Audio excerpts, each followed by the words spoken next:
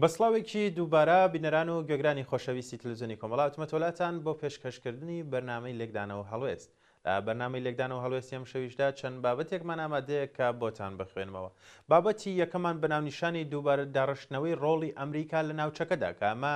بابەتێکە لەلایەن بەختیار ئەحمەد ساڵحەوە ئامادە کراوە کە هەندێک بابەتی تیۆریە. پێشەکی بەم شێوازە دەست پێ دەکات.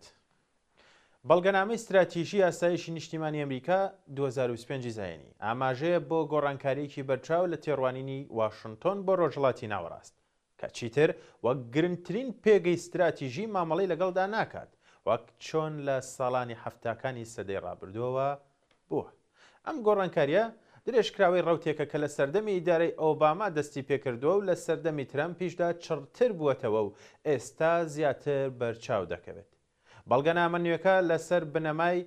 بەڕێوەبردننی بەرژەوەندیەکانی ئەمریکا لە ڕۆژهەڵاتی ناوەڕاست لە ڕێگەی هاوبەشەکانەوە کەمکردنەوەی پەیوەندی ڕاستەوە خۆی سەربازی لە هەمان کادا پاراستنی ڕێگریکردن لە هەڕەشە گەورەکان ڕێکخراوە.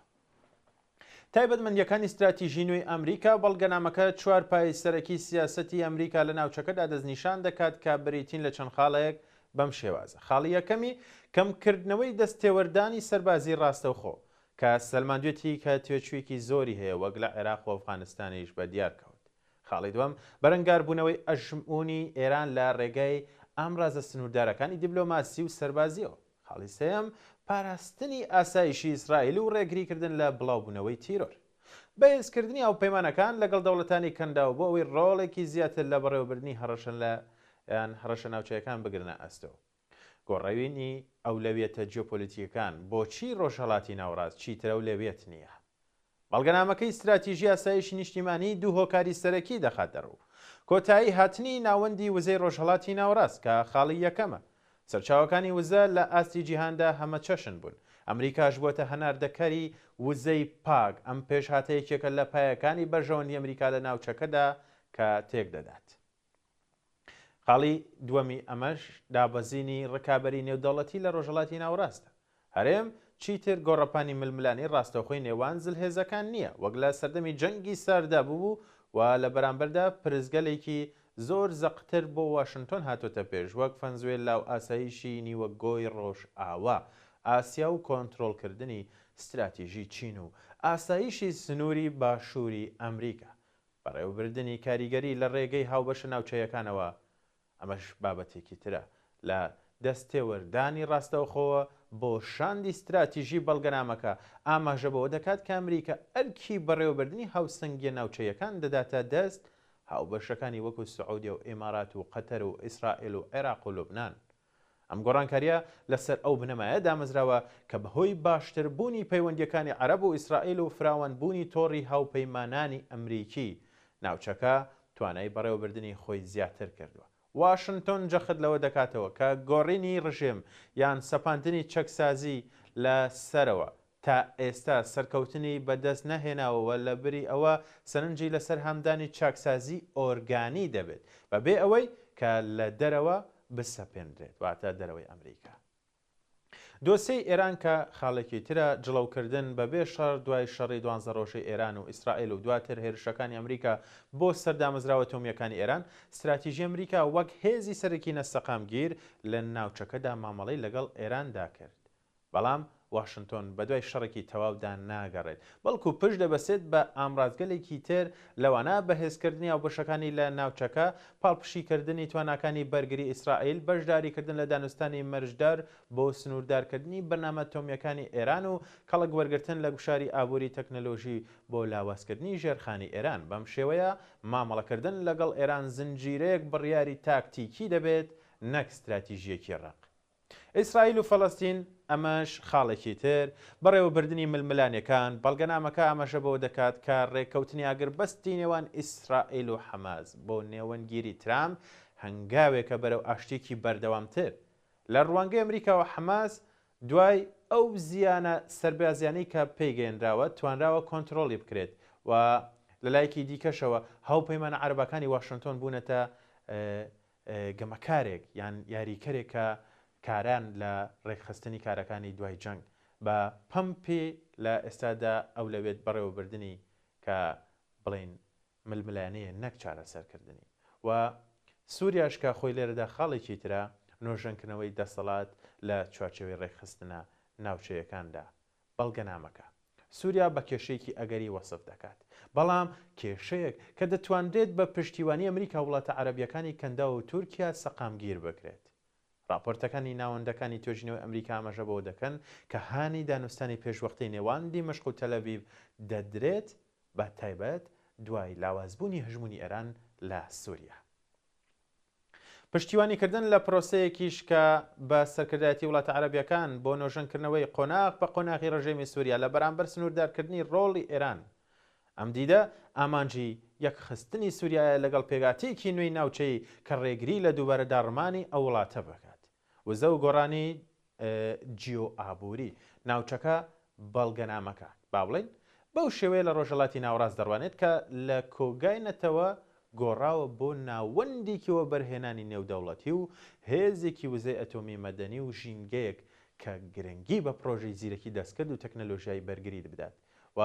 واشنتۆن ئەم گۆڕانکاریە بە دەرفەتێک دەزانێت بۆ کەمکردنەوەی بەشداری ئەمنیەکانی چونکە ناوچەکە لەمە دووە پاڵنەرەکانی زیاتر لە ڕووی ئابووریەوە دەبێت نەک لە ڕووی سەربازیەوە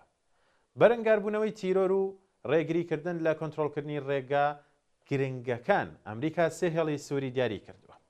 ڕێگریکردن لە نایاران لە کۆنتڕۆڵکردنی دابینکردنی وزە ڕێگریکردن لەوەی ناوچەکە ببێتە سەرچاوەی تیرۆر دژ بە بەرژەوەندیەکانی ئەمریکا و دەستەبەرکردنی ئاسایشی ڕەهای ئیسرائیل واشنتۆن بە لەبەرچاوگرتنی ئەم هێڵە سنوورانە کەمترین ئامادەی سەربازی دەبێت و ئارەزووی شەڕی نوێ ناکات کاریگەریەکانی کەمبوونەوەی ئامادەی سەربازی ئەمریکا بۆ وڵاتانی کەندا و ئیسرائیل وڵاتە عەرەبیەکان و وڵاتانی کەندا و ڕوبەڕووی سێ ئاڵنگاری سەرەکی دەبنەوە کە لە چەند خاڵێکدا ئەمانن خاڵی یەکەم بەرپرسیارەتی زیاتر لە بەرامبەر بە ڕوبەڕووبوونەوەی ئێران بە بێ دەستێوەردانی ڕاستەوخۆی ئەمریکا و خاڵێکی تر جێگیرکردنی سیستەمی بەرگری ئاسمانی ناوچەی پێشکەوتوو بۆ خۆپاراستن و خاڵی سێمیش هەمە چەشنکردنی هاوپەیمانی ئابوووریەکان بەرامبەر بە چین و هندستان و ئەوروپا خاڵی چوارەم فراوانکردنی ڕێکەوتنامەکانی ئیبراهیم بۆ ئەوەی وڵاتانی نوێژ بگرێتەوە دەرەنجام ڕۆژهەڵاتی ناوڕاستێک بەبێ ئەولەوێت بەڵگەنامەی استراتیژی ئەمریکا ئاماژە بە ڕاستیەکی بنەڕەتی دەکات ئەوێژەوەیە کە چیلی ڕۆژهەڵاتی ناوەڕاست پرسی یەکەم نییە لە استراتیژی جیهانی ئەمریکادا و پرزگەلێکی دیکە هەیە کە پێویستە دەست و پەنجەی لەگەڵ نەرم کات بەو پێی ناوچەکە چیتر شایانیە و ئاستە گرنگە نییە کە لە ماوەی ساڵانی ڕابردوودا بڵێن بۆ ئەمریکا هەیبووە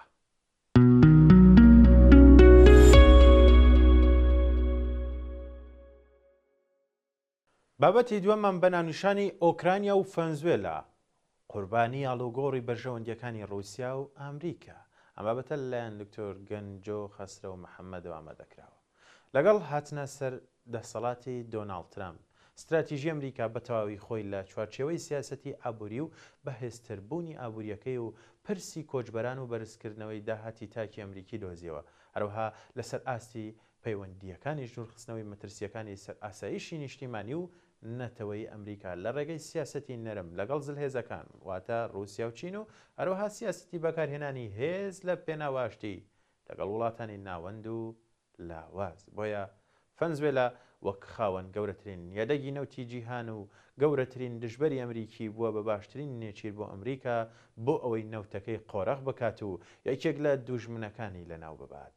بۆ ئەمەش پێویستی بە ڕازامەندی ڕووسیا هەیە کە لە بەرامبەردا ڕووسیاش بۆ کۆتایی هێنان بە جەنگی ئۆکراین و دەستکەوتنی سەدا 20 خاکە بە پیتەکەی و گەڕانەوە بۆ چوارچێوەی سیاسەتی ئابووری جیهانی و بنیادنانەوەی پەیوەندی نێودەوڵەتی و دیبلۆماتیەکانی پێویستی بە ڕەزامەندی ئەمریکا هەیە بەمەش بەرژەوەندیەکانی ڕووسیا و ئەمریکا هاوتەری بن بۆیە سازشکردن بۆ یەکتر باشترین دەستکەوتە بۆ هەریەکەیان لێدان لە ڤەنزوێلا و ڕووخانی دەسەڵاتی مادۆرۆ بووەتە حەتمی و تەنها پرسەکە لەسەر کات ماوە لەولاشەوە پرۆژە 28 خاڵێکەی ترامپ بۆ کۆتایی هێنان بە جەنگی ڕووسیا و ئۆکراین گەیشتۆتە خاڵی وەچەرخان چونکە بەڕازیبوون و ڕازی نەبوونی زلنسکی هەر لە بەرژەوەندی ڕووسیادایە چونکە هەڕەشەکانی ترامپ لە ئەگەری ڕازی نەبوونی زلنسکی بەواتای کۆتایی هێنانە بە یارمەتیە سەربازیەکان و چاوپۆشیکردنی ڕووس بۆ داگیرکردنی خاکی زیاتر و کاولکردنی ئۆکراین. ڕەنگە سنووری چوارچێوەی ڕێکەوتنی ئاڵوگۆڕی بەرژەوەندیەکان فراوانتر بێت بە هاتنە ناوەی چین یاخود سین بۆ داگیرکردنی تایوان. بە ڕەزامەندی ئەمریکا لە بەرامبەر سازشکردنی چین لە بەشێک لە داواکاریەکانی ئەمریکا بە تایبەت لە بواری ئابووری و تەکنەلۆژی و بچووکردنەوەی ناوچەی هەژمونی چین لە ئەمریکای لاتین، چونکە مەترسیەکانی ئەمریکا لە فراوانبوونی هەژمونی چین لە نزیک سنوورەکانی باشکرا گفتوگۆی ناوخۆیی لەسەر دەکرێت، بە تایبەت پرسی وەبەرهێنانی وزە لە ڤەنزوێلا لەلایەن کۆمپانیا چینیەکان. لەلایەکی تر دەستکەوتنی نەوتی هەرزان لەلایەن چینەوە ئەمریکای نیگەران کردووەکە لە ئێستادا لە ١٨٠ نەوتی ڤەنزوێلا چین کڕیارەتی بە جۆرێک وەک خاوەن ماڵ و خاوەن ئەم وزە لە بن نەهاتووە 303 ملیارد بەرمیلە هەڵس و کەوت دەکات، کە 303 ملیارد بەرمیلی هەیە و بۆیە پێوەی هەڵس و کەوت دەکات. بەمەش ڕەنگە سنووری چوارچێوەی ڕێکەوتنی ئاڵوگۆڕی بەرژەوەندیەکان فراوانتر بێت بە هاتنە ناوەی چین بۆ داگیرکردنی تایوان، ئەویشکە بە ڕەزامەندی ئەمریکا لە بەرامبەر سازشکردنی چین لە بەشێک لە داواکاریەکانی ئەمریکا بە تایبەت لە بواری ئابووری و تەکنەلۆژی و بچووکردنەوەی ناوچەی هەژمونی چین لە ئەمریکای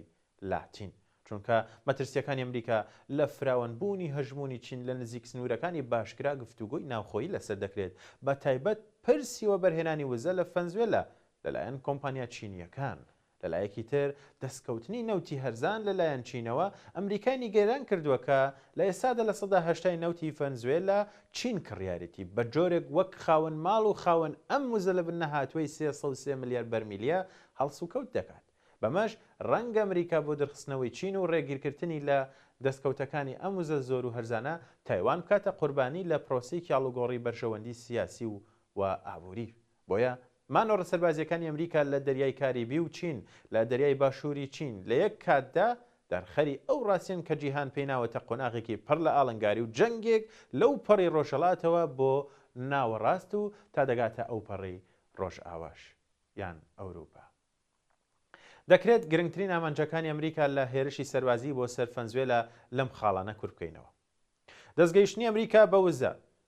یان بە وزە نەوت و غازە لە بن نەهاتوەکەی ڤەنزوێلا وەک گەورەترین نێدەگی جیهانی بەمەش دەتوانێت کە زیاتر کۆنتترۆلی بازاری وزەی جیهانی بکات و ئاسایشی وزەی خۆی زیاتر دابین بکات، بە تایبەت لە ئەگەری دروستبوونی کێشە لە وڵاتانی نەوتی ڕۆژهەڵاتی ناوەڕاست وەک ئەوەی لە جەنگی عەرەب و بڵین جەنگی عەرەب ئیسرائیل لە ساڵانی 1960 زاینی و 1970 زاینی کاتێک نرخینەوت زۆر بەرزبەوە وڵاتانی ئەوروپی و ئەمریکی تووشی کێشەی گەورەی وزە بوونەوە. دەسەڵاتی سیاسی و ئابووری ڤەنزوێلا دەسەڵاتێکی چەپ و پێچەوانەی تەواوی بەرژەوەندیەکانی ئەمریکایە، بەمەش گۆڕینی ئەم دەسەڵاتە بەواتای هاتنە سەر دەسەڵاتی هاوپەیمانانی نزیکی ئەمریکا دێت. لە ناوبردننی دەسەڵاتی مادۆرۆ بەواتای بڕینی باسکی ڕووسی هاوپەیمانی هەرە بەهێز دێت لە نزیک سنوورەکانی ئەمریکا، پەیوەندیەکانی ڤەنزوێلا، ئێران و ئەگەری بوونی هێزی حیزبوڵڵا و پاسداران کە ئەمریکا تەرسی لە گەیشتنی ئێرانەیە لە حەوشەی پشتەوە، بە تایبەت گومانی هاتوچۆی فڕۆکەی نێوانیان ئەگەرەکانی گەیشتنی فڕۆکە بێ فڕۆکەوە نەخۆکوژیەکانی ئێران بەمەش مەترسین لە سەر ئاسایشی دەریای کاریبی و کەنداوی مەکسیک و سنوورەکانی ئەمریکا. لاوەزکردنی هەژمونی چین بە تایبەت دوای گەیشتنی راپۆرتە نەهێنیەکان کە ئاماژە بە مەترسیەکانی گەیشتنی دەسەڵاتی ئابووری چین بە نزیک سنوورەکانی ئەمریکا و نوچەکانی هەژمونی ئەمریکا لە ئەمریکای باشووری ئەمریکای ناوەڕاست، ئەمەش بۆیە ڕووخانی مادۆرۆ تەنها کۆتایی هێنانی حکمی ئیشتراکی نییە، بەڵکو وەرینی یاخود داماڵینی دەماری وزەی چینە. پەیوەندیەکانی ڤەنزوێلا و تورکیا و پرسی هاوردەکردنی زێڕی ڤەنزوێلی کە بە پێی راپۆرتێکی BBC ساڵی 2024 زاینی تورکیا بە بەهای 900 ملیۆن دۆلار ئاڵتوونی ڤەنزوێلای هاوردە کردووە بە بیانووی پوختەکردنی، بەڵام هیچی نەگەڕاندوێتەوە ڤەنزوێلا. بۆیە ئابووری هەردوو وڵات سەرڕای گەمارۆکانی ئەمریکا هێشتا لە ئاستی چاوەڕوانی ئەمریکا دانەبەزیەوە. پرسی قازانج یان پرسی قاچەقچێتی مادەی هۆشبەر بە بیانووی سەرەکی ئەمریکانە کە بۆیە لەم ڕێگایشەوە دەیەوێت ئەم مەترسیە لە ناوچەکە و ئەمریکا نەهێڵێت بە تایبەت دوای تێوەگلانی ئێران لە پرسی بازرگانی مادەی هۆشبەر لە وڵاتانی ئەمریکای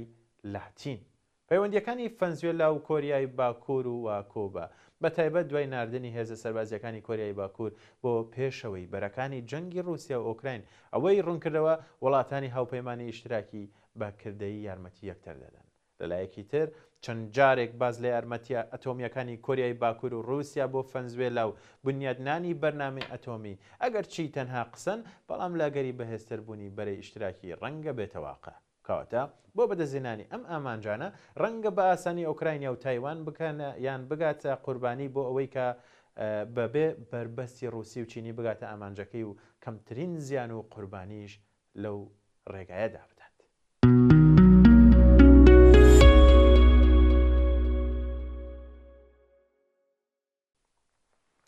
بەڵێ بینەرانی خۆشەویست لێرەدا هاتیینە کۆتایی بەرنامی لێکدانەوە هەڵوێستی ئەم جارەش هیوادارم توانی بێتم کەمێک زانیاریم بە ئێوە بەخشی بێت هەتا وەکو بەرنمەیەکی تر ئامادەکردنی چەند بابەتێکی تر بۆ ئێوەی خۆشەویست کاتێکی شاد بۆ هەموو لایەکتان.